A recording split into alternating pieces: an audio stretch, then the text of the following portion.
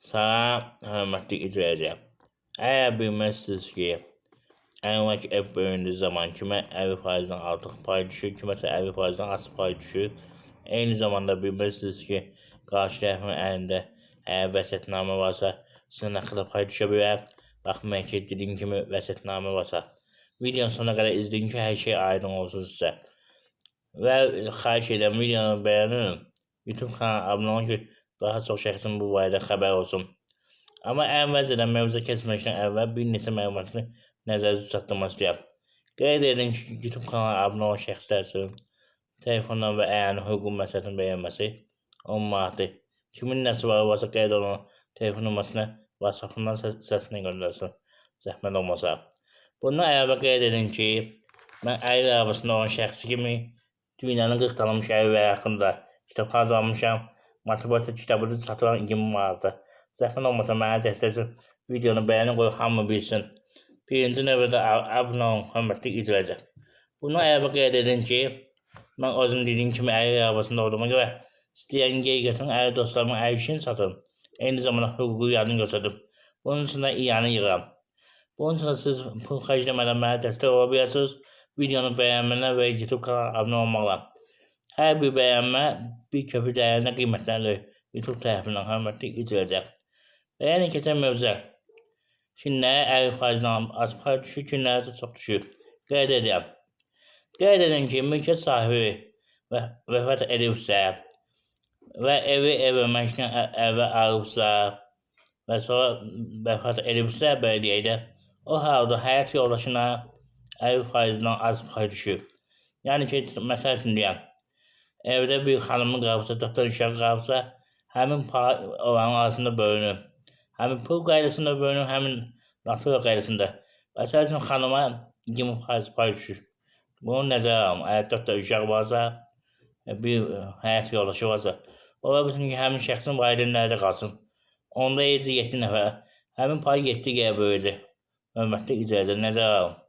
Bu bir variant. Digər variant ondan ibarətdir ki, nikah vaxtı əgər ev alınıbsa, mülkiyyət sahibi vəfat edibsə, o halda xanımına 50% pay düşür.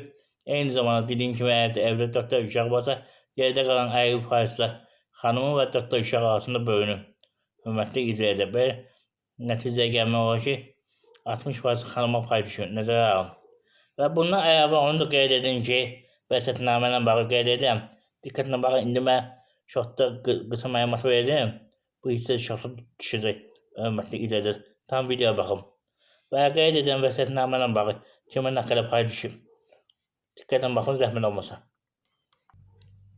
Əgər mülkiyyət sahibi vəfat etməkdən öncə vəsiyyətnamə qoyub ki, mən rəhmətə gedəndən sonra mənim mülküm plankəsə çatsın, o halda vəsiyyətnamə kimin adına yazılıbsa, həmin şəxsə 50%-ə qədər pay çatır. Nəzərə alın. Ona görə ki, digər paysa 50%-sə, digər məcburi pay hüququ olan şəxslərin arasında bölünür. Bu şəxsdə kimdə onu qeyd edən hörmətli izləyicilər, diqqətlə baxın ki, aydın olsun. Deməli, vəfat etmiş şəxsin həyat yoldaşı, vəfat etmiş şəxsin evlatları və valideynləri. Yəni belə deyək, bəy rəhmətə gedibsə, arvadı, oğlu və qızı, neçə nəfər varsa, onların arasında bölünür. Məsəl üçün deyəm, 4 uşağı varsa, birinə vəsiyyətnamə verirsə, o birisi vermirsə, o birisinin arasında yerdə qalan 50% bölünür, bir də xanımın arasında bölünür. Onu da qeyd edin ki, əgər mülkiyyət nikah dövründə alınıbsa, vəsiyyətnamə verən şəxs yalnız öz payını hissəsinə verir. Əgər yox, istəyir bütün evə versin, o halda yoldaşının da razılığı olmalıdır. Hörmətli izləyicilər, nəzərə alın. Bir daha qeyd edirəm ki, vəfat etmiş şəxslərin, valideynlərin, evlatların və həyat yoldaşının payı var. Hörmətli izləyicilər, nəzərə alın. Mütləq qeyd edin. Hörmətli izləyicilər, bir daha diqqət edin ki, əgər həyat yoldaşının razılığı yoxdursa, vəfat etmiş şəxsi vəsiyyətnamə qoyubsa, yalnız öz pay hissəsinə qoyub.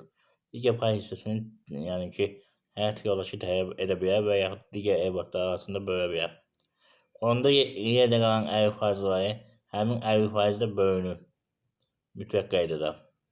Yəni ki, vəfat etmiş şəxsin adına olan 50% digər evlatlar arasında bölünə bilər məcbur pay kimi nəzərə alın.